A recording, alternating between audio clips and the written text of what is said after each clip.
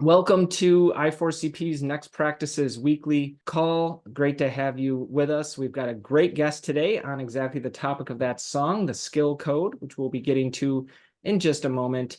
If you're new to these calls, we meet every Thursday here at 11 a.m. Eastern Time. We record the session, so if you miss one week, you're able to log in to i4cp.com, go to the archive, get caught up. We've been doing these sessions. We've got over 200 in the archive going back to 2020. We started them sort of during the pandemic for the HR community, not just I4CP members, but the broader HR community. If you're new to I4CP, we are the Institute for Corporate Productivity. We're a human capital research firm. We discover the people practices that truly drive high performance in your organizations. We define that with 4 pretty basic business metrics: revenue growth, market share, profitability, and customer satisfaction. When we do our major research studies, we're always looking at what high performance companies do differently than, say, the bottom quartile, those low performers, whether it's in total rewards, DE&I, L&D, talent acquisition, whatever area we're studying at the moment, that's what we're looking to bring to your attention. We're a member-based organization, so you see here just a small grouping of some logos from some of our members. We've got several hundred member companies. They range from very large companies like Amazon, 3M, Microsoft, Accenture, and others. We've got a growing cohort of unicorn startups, fast-growing tech companies. They really range across all market verticals, from finance, retail, manufacturing, healthcare, you name it. If you're with a member organization and with us today, special welcome to you. Great to have you with us on the call. If you're not with a member organization or aren't sure if you are, then please reach out to anyone at I4CP or visit i4cp.com. We'd be happy to get you that information on what membership entails and what it can provide. My name's Tom Stone. I'm a senior research analyst here at I4CP. I co-host a lot of these weekly Next Practices calls. This week, I'm joined by my colleague, Judy Elbers, our Director of Research Enablement. Good morning, Judy. Hello, Tom. Good to have you with us. You'll be leading the conversation with our special guest, who we'll be introducing here in just a moment. But a few other announcements real quick. This is Next Practices Weekly. So as you can see, we've got some calls coming up on June 20th with some leaders from Schwann's company. Then we'll have RJ Milner from Valuetainment. He's also the co-chair of our People Analytics Board. He'll be with us to talk about people analytics and data-driven HR on June 27th. We'll be, of course, taking July 4th off. I saw earlier in the chat, those of you that introduced yourself, thank you for doing that. Got people from all around the U.S. So, of course, July 4th is a holiday for those in America. So we won't have a session on July 4th. Great to see that we've got an international audience here today. Folks from UK, Canada. I saw several from Africa, Malaysia. Welcome to everyone. We will reconvene on July 11th, though, as you can see. 2 of my colleagues, Rob Cross and Catherine Brecken, will be joining us to talk about some of our new research, which I'll say a little bit more on in just a moment. We do have, for our global audience, a couple of other calls that we have not every week, but more like every month or so, for our colleagues in the APAC region, Asia Pacific, and Europe, Middle East, and Africa, EMEA. So if you are someone that lives in those time zones, maybe these calls would be of interest to you. They're at times that are a little bit more appropriate for where you live. It's the same sort of call like this. We have a guest most weeks, or we'll be presenting research from I4CP. Happy to have you join those. Please do share this information with your colleagues. If you work with a global firm, make sure they are aware that there are these options available for them. I mentioned the team network effect. That's our latest study that, again, on July 11th, Rob Cross and Catherine Brecken will be sharing with us here on Next Practices Weekly. It really is a powerful study. It's not just yet another sort of look at team effectiveness like many other organizations have done over the years. We found some very interesting results looking at different types of trust-based team effectiveness.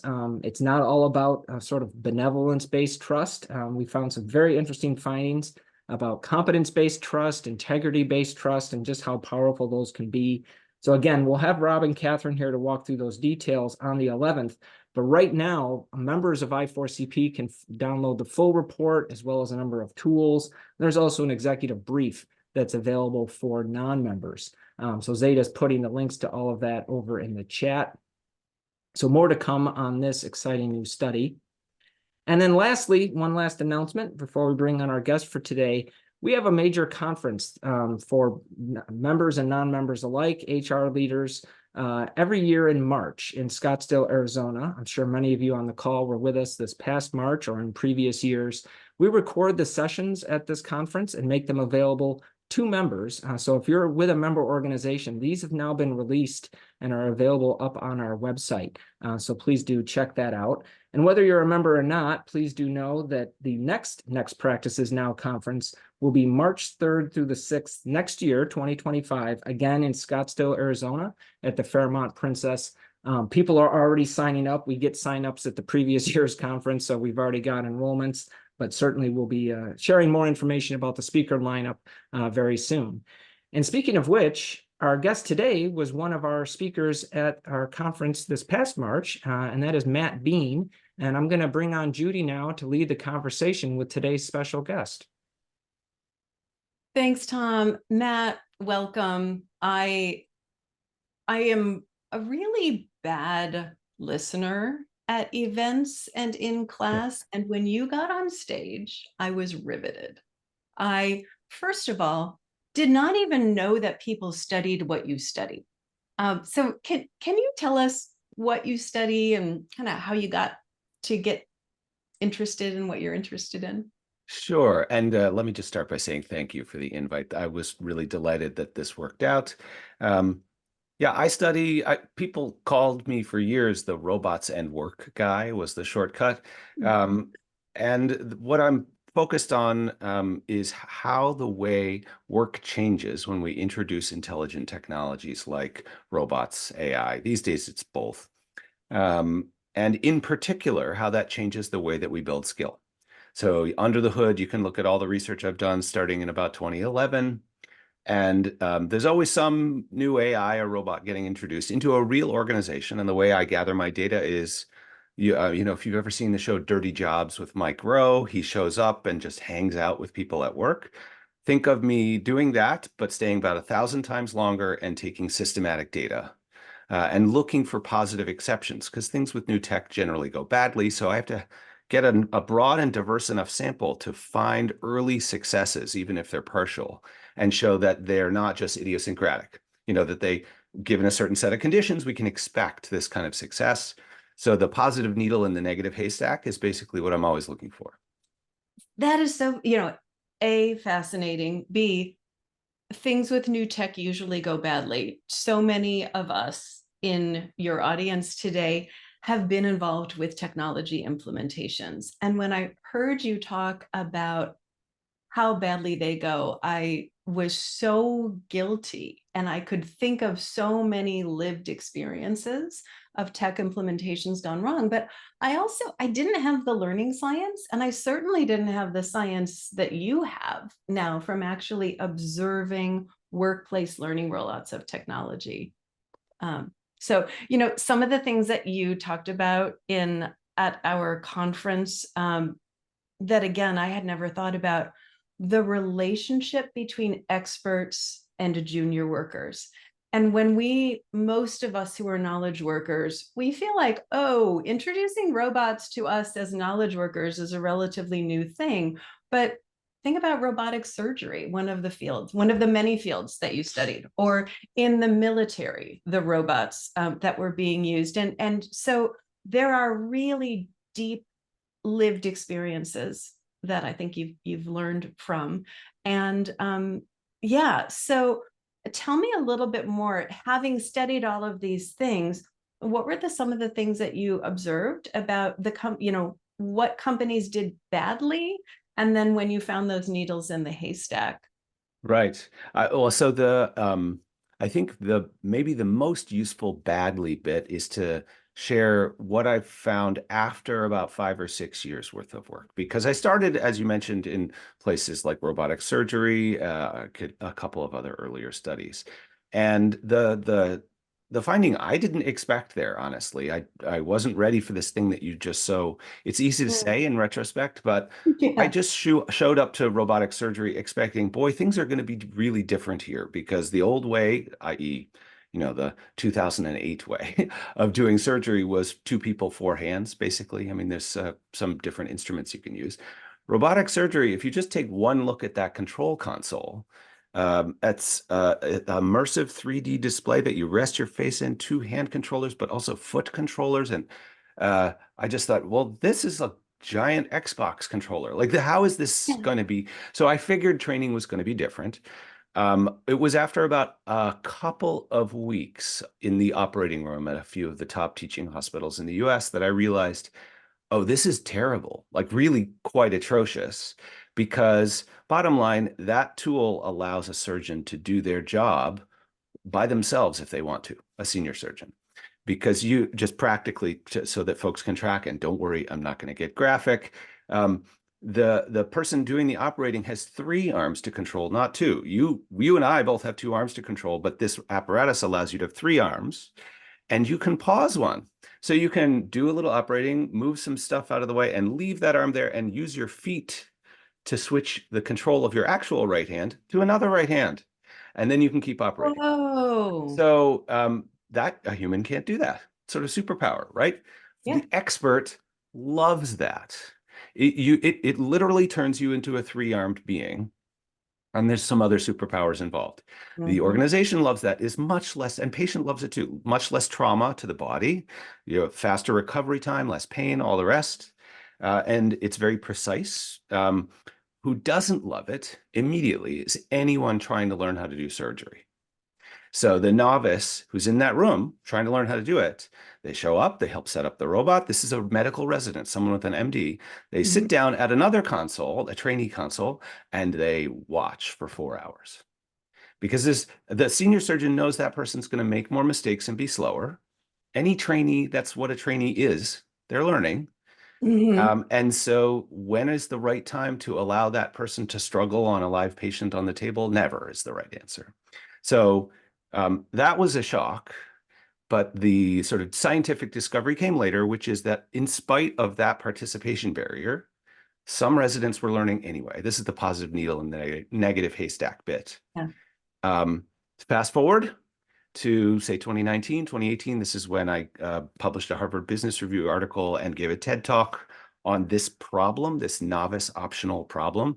I had since spidered out to many other occupations and many other industries, different kinds of technology, to check, is that a thing elsewhere? And it turns out, yes, it is. And really, that's one of the core parts of this book, which is intelligent technologies ranging from ChatGPT to robotic surgery, you name it, even just statistical software, allow an expert to do more, better, maybe even just a little bit more and better.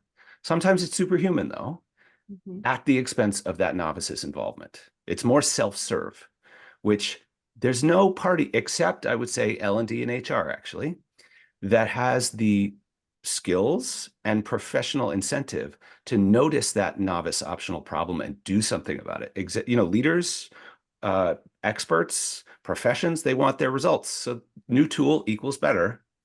And so it's a subtle problem that affects skills for the next generation of folks trying to work their way up the chain.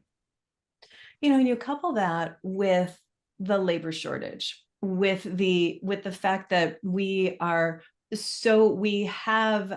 fewer and fewer experts, and honestly, we have fewer novices coming in. So we're just short, period. And the ability to attract those novices and get them the level of expertise in an incredibly tight talent market becomes a real strategic imperative. And I don't think a lot of companies' AI councils have this on their radar at all, because like you said, it took you 5 to 6 years, of research before you had a scientific discovery.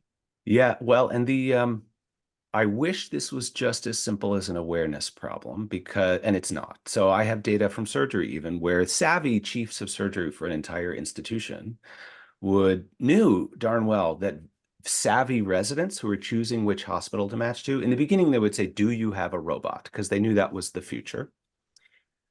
And pretty soon, though, they started to ask, how much console time am I going to get?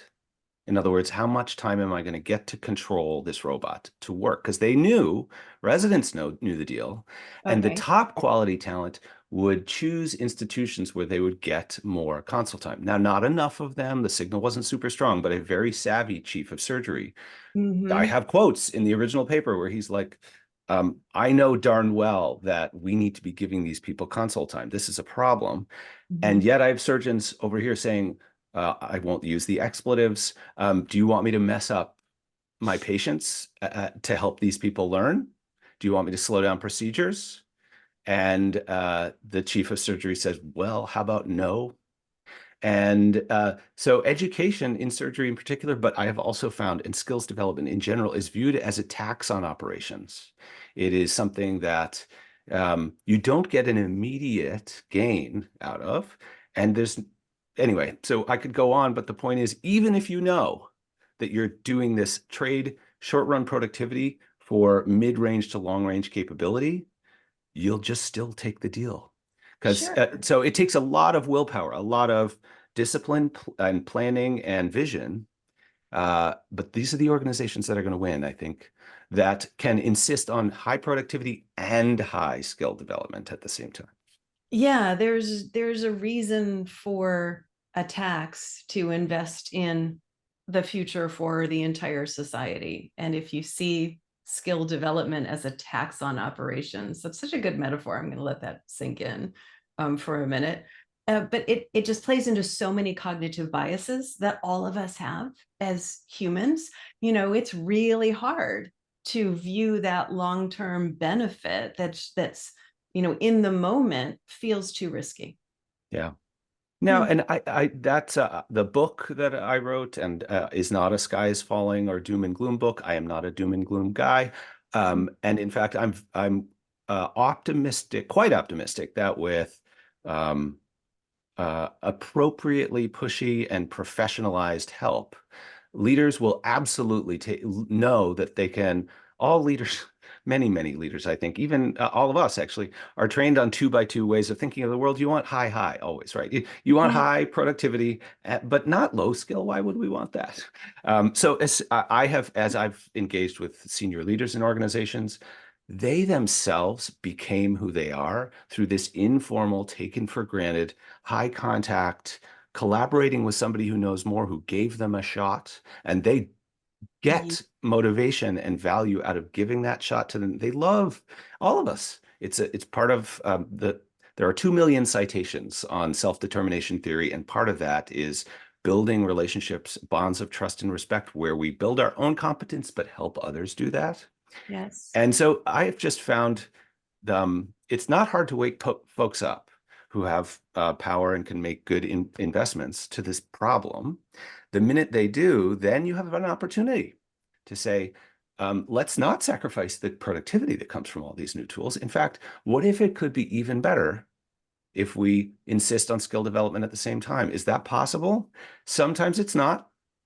Sometimes it is a tax, but it's a small tax. Come on. Are you willing to pay 3% inefficiency for the sustainable performance and flexibility of your organization and satisfaction of your workers, retention? But in some cases, I can prove there's dramatic improvements that can come from insisting on both that you could never get if you just gave everyone ChatGPT.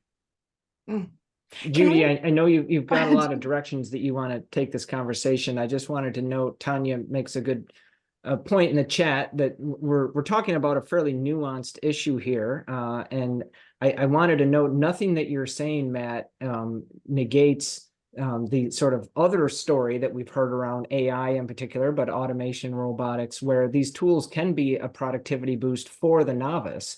Obviously, for the we've seen studies that have said that you know, it's the people at the low end of the skills ladder that benefit the most in some cases from this. So that is still all true and is not the kind of point you're talking about here. Hi, this is Rhonda. I would say be careful about concluding too much based on those early findings. I know the folks who authored both of those studies that folks tend to point at, and it's obviously not false, that claim that not, you know, sometimes people with the lowest skill get the biggest boost. By the way, there's a lovely study of Kenyan entrepreneurs that shows precisely the opposite, by the way. So interesting. We got to be careful. The other thing, though, is even for the novice, that productivity is coming at the expense of interaction with other human beings. It's more self-serve. So if you have self-serve in your mind, sure, that novice is going to get more productivity, which is better output, more of it, or faster, some combination of that. And what happens to their collateral contact with an expert in their field that might allow them to build more complex, more valuable skills over time? That's going to go down because they're able to produce by themselves much more and much more frequently. I have lots of informal data from people who are now 5x as productive, way more than these studies, at their entry-level job and can't find a mentor to save their life. And they're around, but everybody's either digital and remote or just able to do more better by themselves. So I'm not saying that in all cases that's going to happen, but that's a perfect classic example of be careful what you wish for. Years ago, I worked with, as a learning and development professional, we had the opportunity to work with so many professions. And in the auditing profession, audits are highly regulated industries. The regulators would come in and they would say, your junior auditors are incredibly productive. They're finishing the audits. They're following the checklist. But they had a checklist mentality. And what the regulators would say is, your junior auditors don't have professional skepticism. They don't have the judgment to question what they're doing when they follow the checklist. And that was a connection I made when I first heard you talking about what's the quality of that productivity. Right. And I wrote a piece for, I have a Substack called Wild World of Work at wildworldofwork.org. And one of the earliest pieces I put on there in October of last year was called Don't Let AI Dumb You Down. And the core, I saw this with my students up close, masters and undergrads, and have since seen it in corporate life, that getting results really fast deprives you of a bit of the friction. In the language of this book, challenge is one of the 3 C's in the skill code. The challenge and struggle that is actually part of what gets you skill, but also complexity is the middle 3 of those 3 C's in the book of the skill code. That's sort of, we think of skill as a journey towards just one end. The auditors in your case, doing good basic analysis. That's a critical skill that they have to learn. But if you can get there really fast with limited help, you're not going to have as much opportunity to look left, look right, and understand the system of work you're embedded in, the context you're embedded in. What else might I be interested in learning about, or just notice and find interesting and want to learn more about? That's a natural part of when it's healthy. That's what guides your next skill that you're going to procure. And that's part of what we take it all for granted, but this sort of collateral contact between experts and novices is just this natural opportunity to learn more and more different skills that complement what you already have. So for instance, you're better able to predict surprises in the work. People who seem like they have real strong intuition about the judgment that you just described, that's because they know how this data is consumed. They know how it's used. They know what could go wrong, what could go right, and they can bake that into their very focal work. The faster you can do a single task with AI in hand, you don't really build a lot of neuron connection there. You produce your work better, faster. The org loves that. Even the worker loves it. But what are you learning? Where are you headed? That's a deeper question. I took a piece of your advice from the skill code with my own work with AI. So I use AI every day. I've named my assistant Elroy. Think about that if you are old enough to remember the Jetsons. So Elroy and I do these things together. And when you said skill is built at the edge of your competence, I might have your quote wrong, but I sometimes think to myself, oh, how much am I doing the same things over again versus how much time am I spending trying to figure out how to solve a previously impossible problem for me to solve? Yes, and there's 2 things bundled in there. One is to do with, I was going to say garden variety challenge, but in the book, I offer a 10-point checklist on what healthy challenge looks like, and when we're learning at our best, how it should feel, but summed up, you should not be relaxed and having fun. You should be uncomfortable. You should be performing worse than you normally could on that task, slightly worse. And you Right. should be totally focused.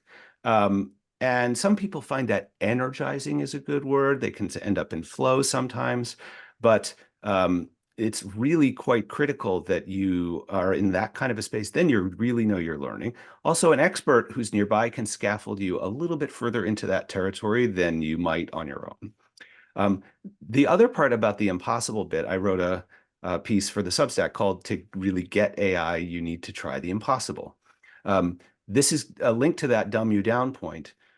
Most of the time, most of the stories I hear about us using AI these days is to do a task you already could do, but to do it better or faster or both. And that is not a bad thing unless that's all you do. Because if that is all you do, you're never going to actually understand what's possible, and you're not going to get that challenge I was talking about. So I have in that little piece a description of an impossible challenge I gave my students. They, Oh, I love this which, story. yeah, which was basically just these are master's students in the equivalent of an MBA program here at UCSB. And very few of them could code at all. In fact, most of them had avoided coding their entire lives, were terrified of it. And I said, you have 3 weeks alone with ChatGPT to do professional grade data analytics work on this real construction data set and in Python, and then produce plots using Python and post your code to GitHub. And those words were like the Charlie Brown teacher to most of those people. Like, what, Python? Is that a snake? I have no idea. Are you kidding me? Is this a joke? I'm paying for this education? And I said, go. Right. In fact, there's a lot more under the hood. I basically said, look, the quality of your output, whether it's precise and accurate, is a small portion of your grade. Trying is what counts. And treating yourself with respect, being creative, having some grit, and so on, that's really important. So they had some comfort. It turns out they all got A's. They all did it. They all wrote code that could do this data analytics with ChatGPT's help, produced plots, and the comments from I included some of them in the piece.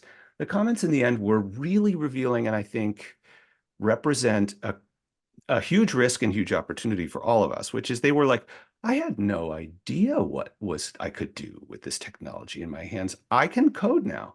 Do I know what I'm doing? Not really. But I had one student who said I could gaslight an employer into hiring me as a software engineer now. He was kidding.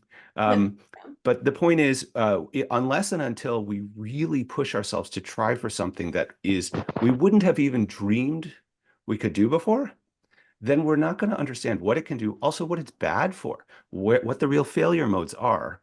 Yes. We talk abstractly about that stuff, but until you roll up your sleeves and do that, you're not going to be able to help other people make good decisions about it, let alone yourself. On a day-to-day basis, I'm working about, 57 levels below where you are working.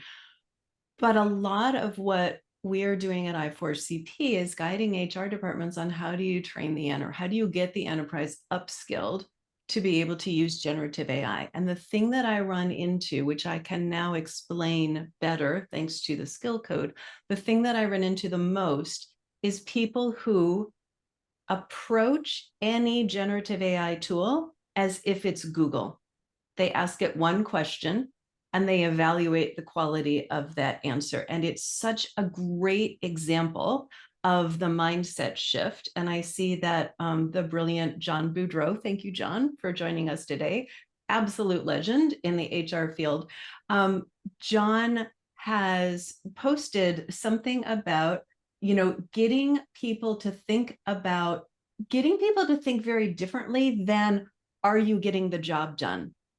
And we default to that so often. And John's done so much work on the nature of jobs and deconstructing, the idea that you have a job role is such an artificial thing. There's work to be done. There's not like a job role. And so when we deconstruct when we deconstruct the work, it is that thinking about, am I getting everything done that's in my job description, or am I achieving the impossible? Am I moving the organization forward?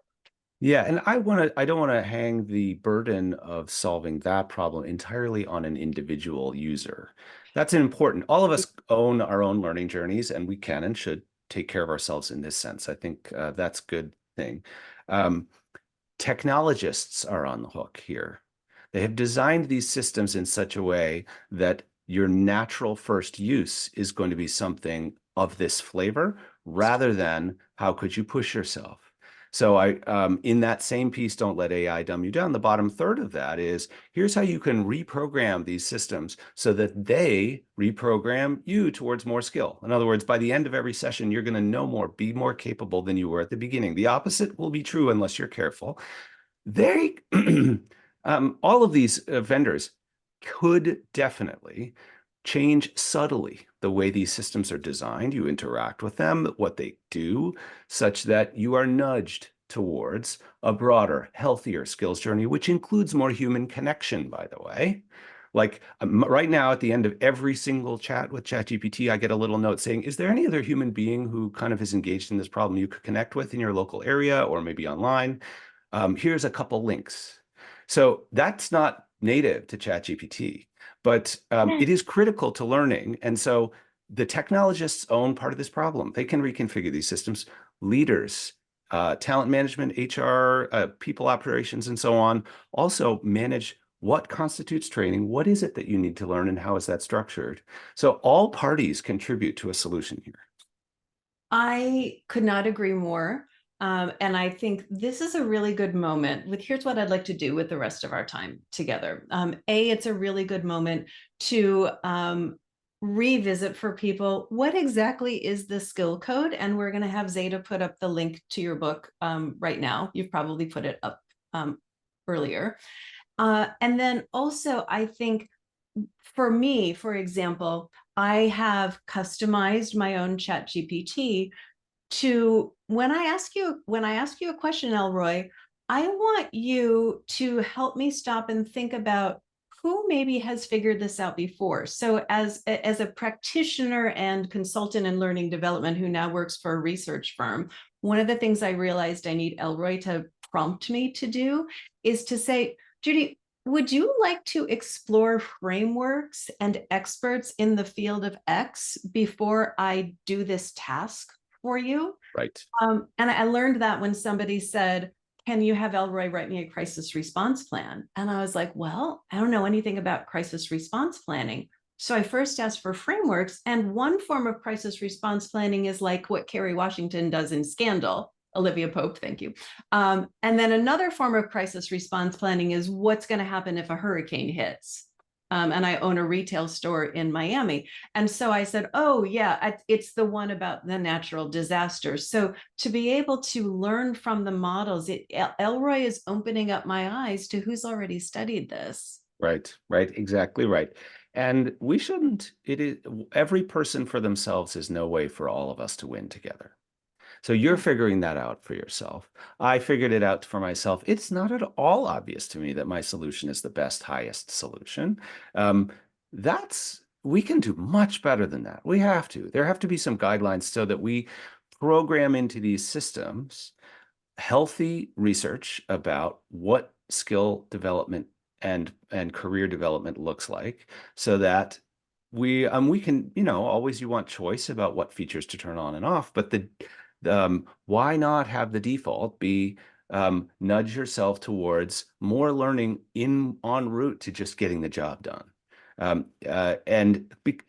We act, I think, I was trying to be sort of cynical about it in the beginning, but humans love to learn, and competence is one of the three core drivers in self-determination theory. I mean, there's millions of citations on decades worth of research that just shows no matter what else is going on, humans like to become more competent. That's all, that we just all share that. And so why not enable that? Well, in fact, it's crucial for business performance. It's crucial for individual performance, but we have to do better. That, to answer your first point, is the core impetus behind this book. So I looked across all of my own research, more than a decade's worth of it, at these positive needles in a negative haystack, the people who were managing to build skill in conditions very hostile to that, and then looked at over 30 other contexts, got firsthand primary data like the kind that I produced, but from other people, to see the extent to which all that generalizes and what these learning deviants, I call them shadow learners, because to get their learning, they had to bend and break rules to build skill because approved methods weren't working. It turns out, after what it took me a couple of years of writing and thinking and reflecting to realize this, that they were all fighting for the same three things: challenge, complexity, and connection. That is the skill code in the beginning of this book. That is what it's so simple. That means a lot to hear that. You never know until you get these things out there, whether it's simple is great, accurate is also great, useful is another. I'm hoping all three of those things. But the point is that language and definitions for those things and criteria for how to behave in a way that cultivates those things is all in my custom settings in ChatGPT right now. And so, can be in the custom settings for any GPT that any of us in HR is building to support performance. And I'll even one up that. This is just an example to think with. This can, in my view, should be baked into any repetitive policy that governs or shapes human behavior. Forget GPTs for a moment. What are your organizational policies? Rules like that are the functional equivalent of what's in the custom settings for any of these GPTs. You run into them and they nudge you in one direction rather than another. And if the skill code, and the reason I wrote the book is that I think that code, those three C's are not in good health right now in many cases, because we're taking this productivity for over novice involvement deal. Just look around. Look at your organizational practices. Look at the policies baked into your organization, in your profession, the credentialing standards you've got. In what ways and places are they enhancing the skill code? Good for you. Why? Figure it out. See if you can scale those things. In what ways and places are they compromising that skill code? Is that necessary? Some cases it will, by the way. We shouldn't be naive and say, oh, you can always have your cake and eat it too. Sometimes it's just normal business to make a trade-off, but we're just taking that trade-off by default. So the important critical question is, could we have both? Why couldn't we have both? And by the way, can the sort of $64,000 question version of that is, are there places where insisting on both makes both of them much better than they would be alone? Insisting on productivity and skill. Productivity and skill development. Yeah, everything you're saying makes me think back to my decades as a learning and development and as an HR practitioner.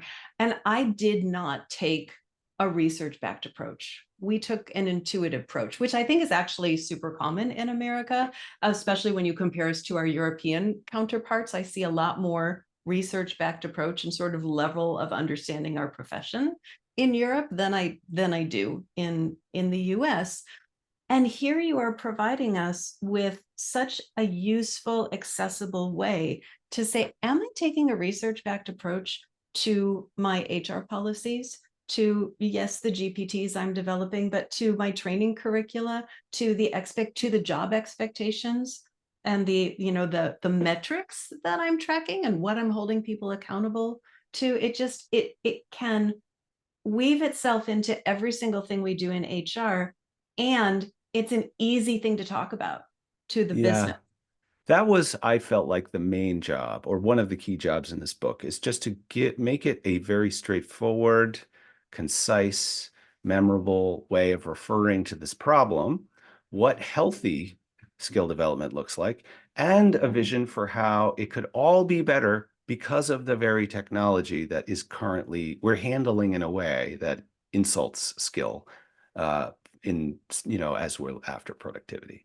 So if the book does its job, the way that insults skill. Right. Yeah, I mean, that's just what the data shows. So if the book does its job, it's going to equip everyone locally to have that conversation and to do the diagnosis in their own context as to, because I tried, by the way, to write a book that had one process model for how we build skill. Lots of studies have come before that have said, well, first you have this, then you have this, then you have this, then you have this. And some of those studies are brilliant, are inspirations to me and so on. But the world of work is just too diverse, fragmented, dynamic these days for a single model. I failed. Maybe somebody smarter could have pulled it off. The point was, I just wanted to get the vocabulary out there, and this is why I use a DNA metaphor. Like, what are the constituent components of the alphabet of skill? They're going to show up differently in your organization, your profession, your work. It's on you now to go out and find shining examples of success, and also what sequences tend to work, what blends tend to work for you, for your organization, your profession, so that you can have a credible and useful conversation locally to figure out how do we scale success that makes sense to us. I want to jump in real quick and just note the very interesting question that Diane noted. And kudos to you, Matt. You're sharing so many great insights here, and somehow also, at least reading some of the chat, you said you'd love to know the answer to Diane's question as well, which was, does anyone know if Microsoft Copilot has the ability to set up the sort of mass global custom settings that ChatGPT does, that Judy has mentioned? Judy, I know you've done most of your work with ChatGPT, but have used other AI engines as well. Do you happen to know the answer to that for Copilot? Microsoft has smart people, so I'm assuming they will get there. Well, Do you know we if it might already have does? some Microsoft experts on the phone here who know more than me, but every time I've tried it, what I understand, at least about today, and today's AI is the worst AI you will ever use. So the answer could be different next week. But right now, it's only ChatGPT for me that is allowing me to make GPTs and what I mean by that is an autonomous agent that I can use to automate an entire process. So I made a GPT, which I will use on the transcript of this conversation. And my transcript polisher will turn this into, instead of a time-stamped, hard to follow linear transcript, it'll turn it into a nicely organized transcript, and it'll pull out key quotes, and it'll do all of the things that I do, as a human. I haven't figured out how to do that in Copilot yet. Yeah. It's early days, so I think likely that will come in some phase with Microsoft. I feel like Microsoft Copilot and the Google equivalent for those using that, and instead of the Microsoft tech stack at their organizations, it's like when a tsunami, an event occurs, and then the water goes out, but it's coming back in. That's what we're all going to be experiencing at some point soon with Copilot and the Google equivalent. We're all going to be using it. It's going to be the air we're breathing. And so I think it probably will end up getting those features. Yeah. I've talked with a couple organizations now that have gotten, say, 10,000, 20,000 licenses to Copilot. And I'm in touch with folks at OpenAI and Google and at Microsoft. And every time I raise this question, they say, oh, that sounds like a good idea. Now, I'm not sure. So I am pretty convinced this kind of, because they already build guardrails into their system that will prevent you from doing certain things and nudge you towards other things that mostly have to do with safety and so on.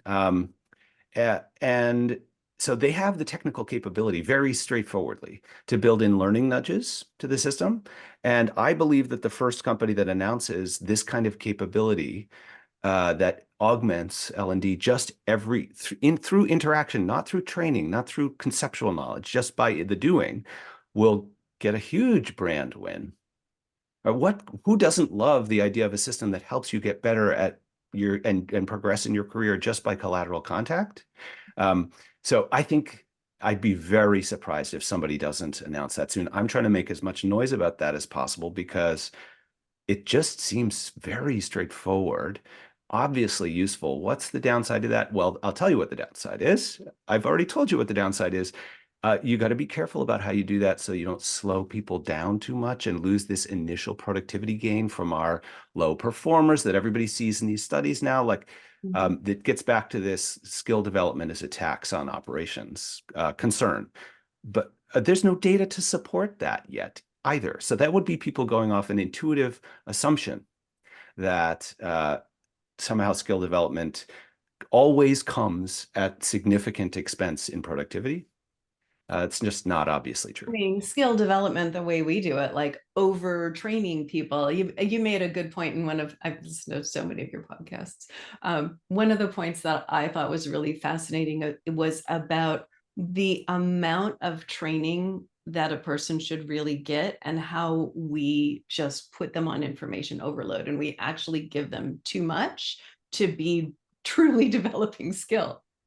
Right. Yes. And that was for me, I've been embedded in sort of education and learning and skill development as a profession since I was 4. Both my parents were teachers.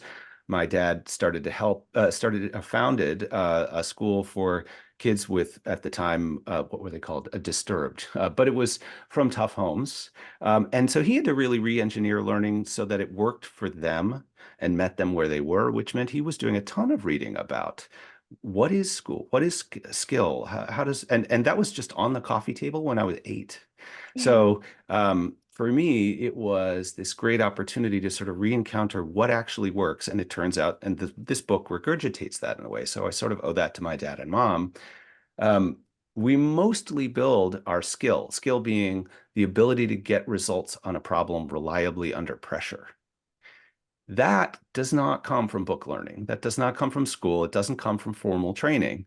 That's partially, at best, it gets you a start, gets you table stakes, so to speak, to play the game.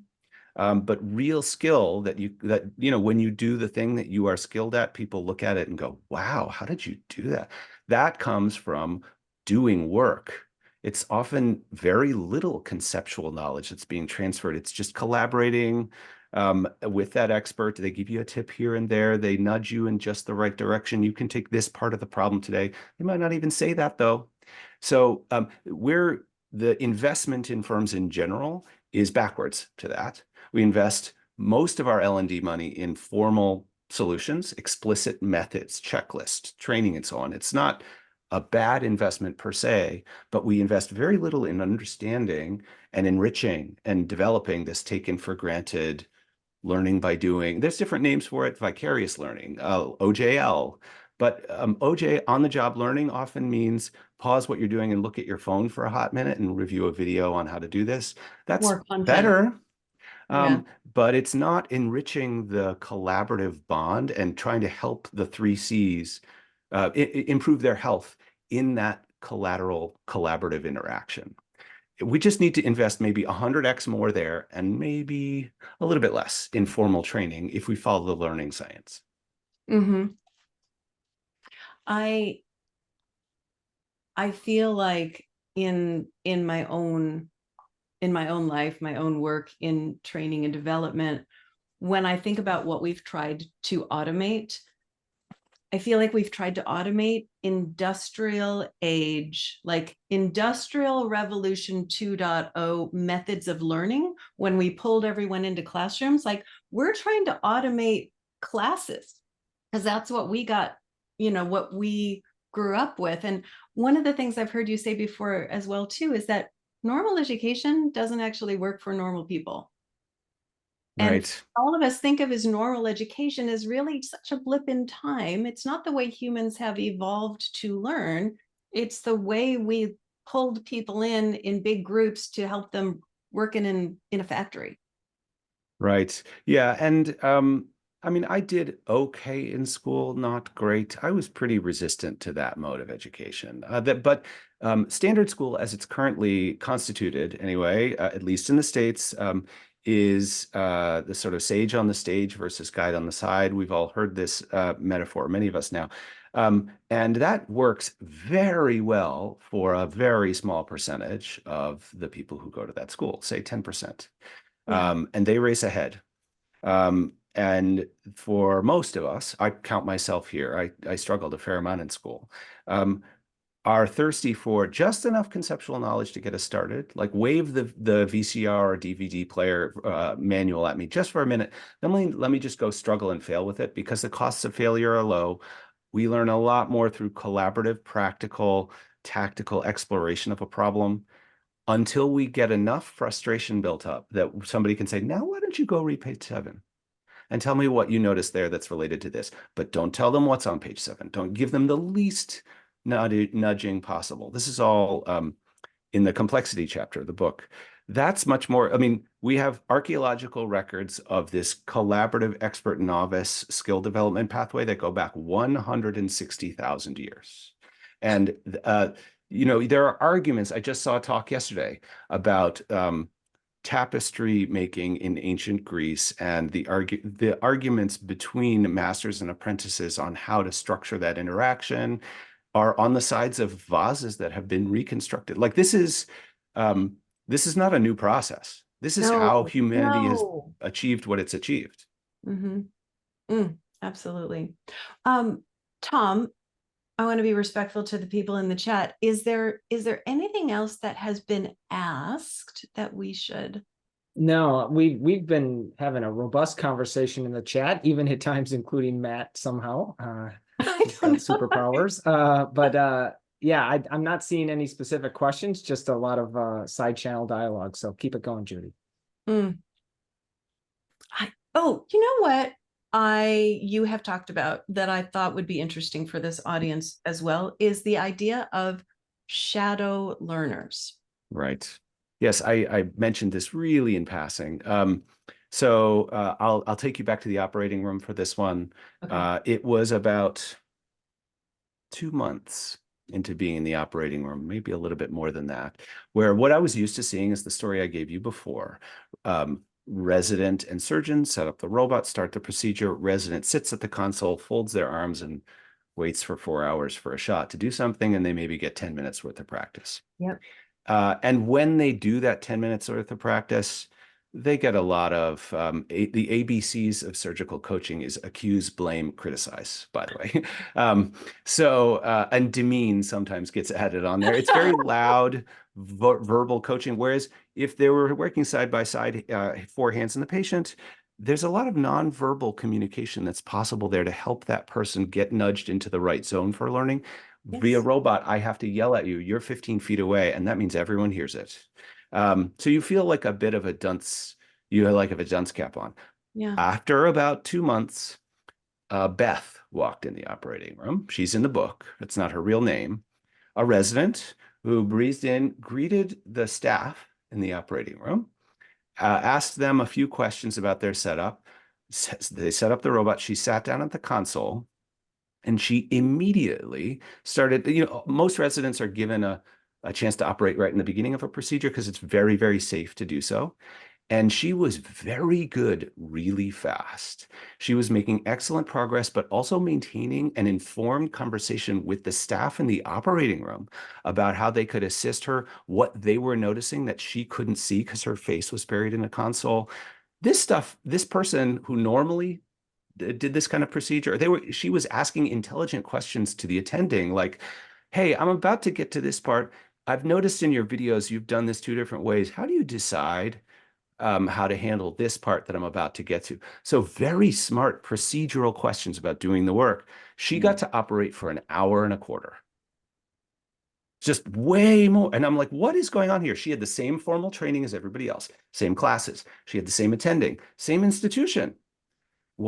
So that was the sort of core surprise in my original study that made me think, okay, so some people somehow are managing to build their skill at shockingly fast, very well.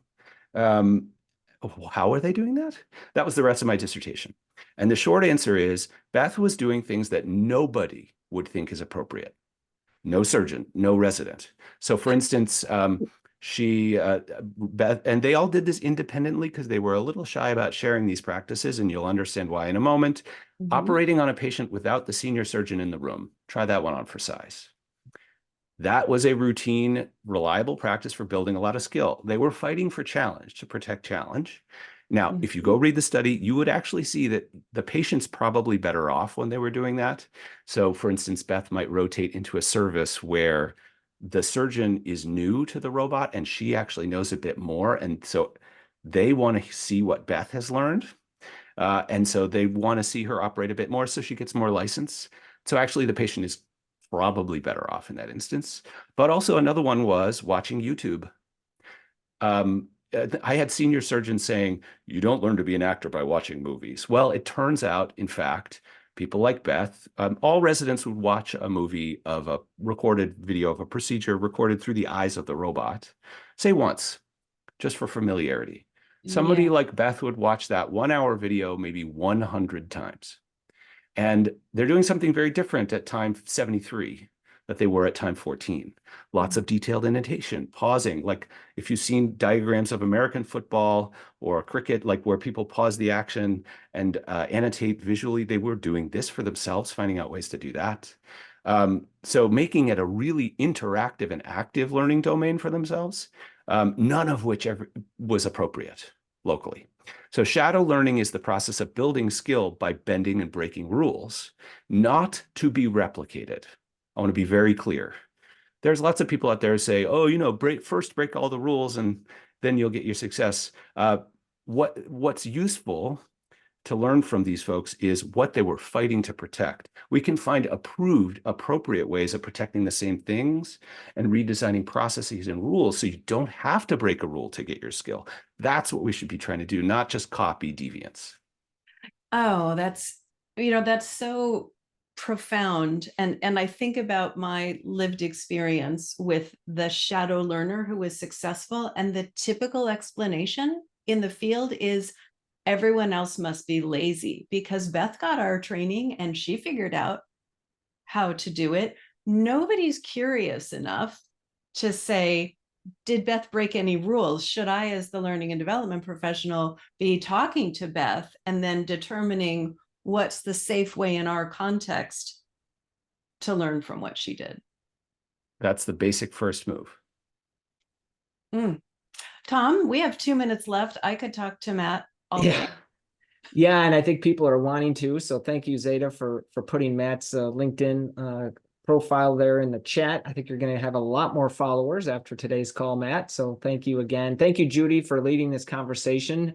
As always, you're great at facilitating with interesting questions. And Matt, thank you so much for everything you shared. I think the book just came out on Tuesday, The Skill Code. Obviously, it's available at Amazon, but at other book retailers as well. We've also put the link up to theskillcodebook.com, and I think you have another website, mattbeane.com. So people should learn more about your work at both of those sites. And again, connect with you on LinkedIn. So thanks so much, Matt. It's been a great session. It's my pleasure. And shortly after the call, I'll forward to you a link that you can send out to folks with free access to the first chapter of the book. So that'll not be available great right bonus at the moment, but shortly I will send that along. Yeah, we will provide that in the follow-up.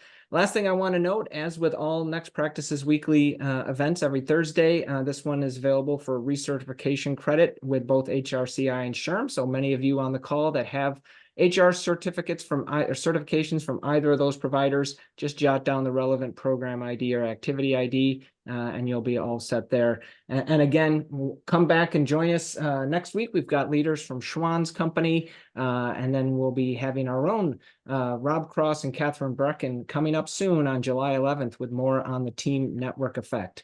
Until then, have a great rest of your week, everyone. And thanks again, Judy and Matt. A great session. Thank you very much.